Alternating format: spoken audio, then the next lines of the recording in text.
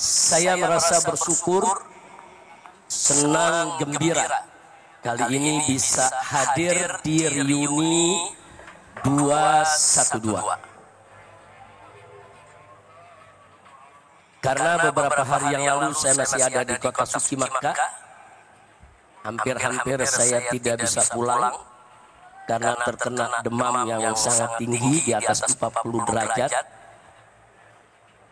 Tapi alhamdulillah akhirnya saya bisa pulang, bisa kembali didampingi oleh para dokter, dirawat sampai hari ini, dan akhirnya bisa berkumpul. Kenapa saya senang? Karena di sini saya ketemu semua kawan-kawan seperjuangan, ketemu para ulama, para habaib, para kiai, para aktivis, pimpinan ormas, pimpinan pondok-pondok pesantren. Kalau saya sebutkan satu persatu 2 jam nggak cukup ini.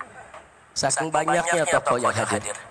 Belum lagi di sini alhamdulillah ada pimpinan-pimpinan lembaga tinggi negara, ada dari MPR RI-nya, ada dari DPD RI-nya. Ini betul-betul satu reuni yang sangat membahagiakan. Dan tentunya yang paling membahagiakan sekali bertemu dengan umat yang sudah lama kita tidak berkumpul. Dan kumpulnya umat pada hari ini menunjukkan bahwa kita semua masih tetap istiqomah untuk menegakkan Islam di Indonesia. Takbir. Baik ya ikhwan, tidak panjang yang ingin saya sampaikan. Kembali kepada peristiwa aksi 212 pada tahun 2016. Saat itu saya menyampaikan khutbah Jumat 212. Di mana saya tekankan di sana dan ingin saya ulangi kembali tekankan pada saat ini bahwa ayat suci di atas ayat konstitusi.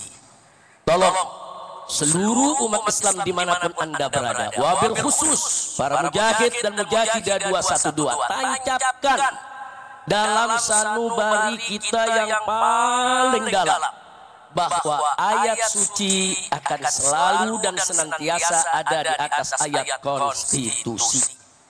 Kenapa?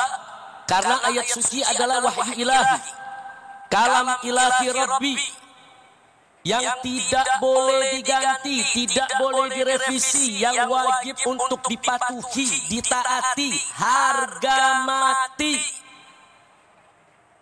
Sedangkan ayat konstitusi adalah produk akal basyari, hasil musyawarah sesama manusia dengan menggunakan pengetahuannya yang wajib sejalan dengan ayat suci. Tidak boleh ada ayat konstitusi dimanapun, kapanpun yang bertentangan dengan ayat suci ya Tuhan.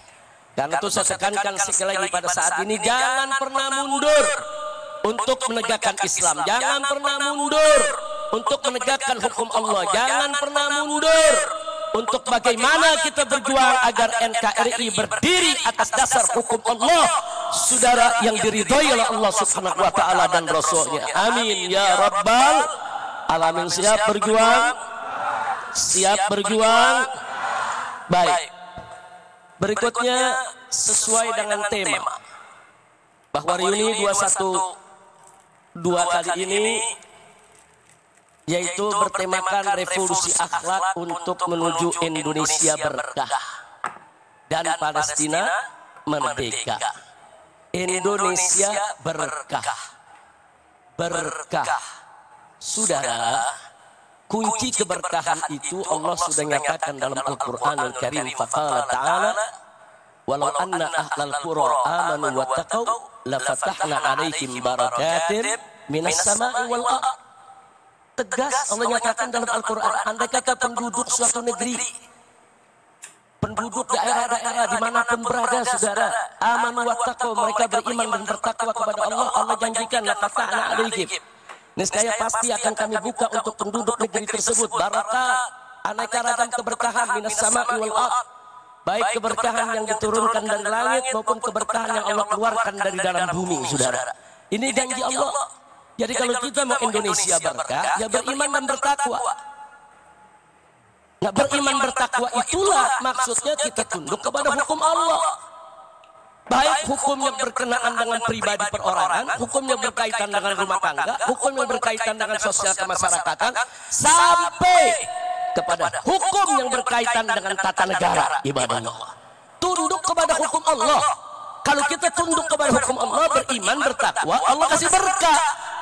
Jadi jangan mimpi Indonesia berkah kalau hukum Allah dilecehkan. Jangan mimpi Indonesia berkah kalau hukum Allah ditinggalkan. Jangan mimpi Indonesia berkah kalau Al-Quran dibelakangkan.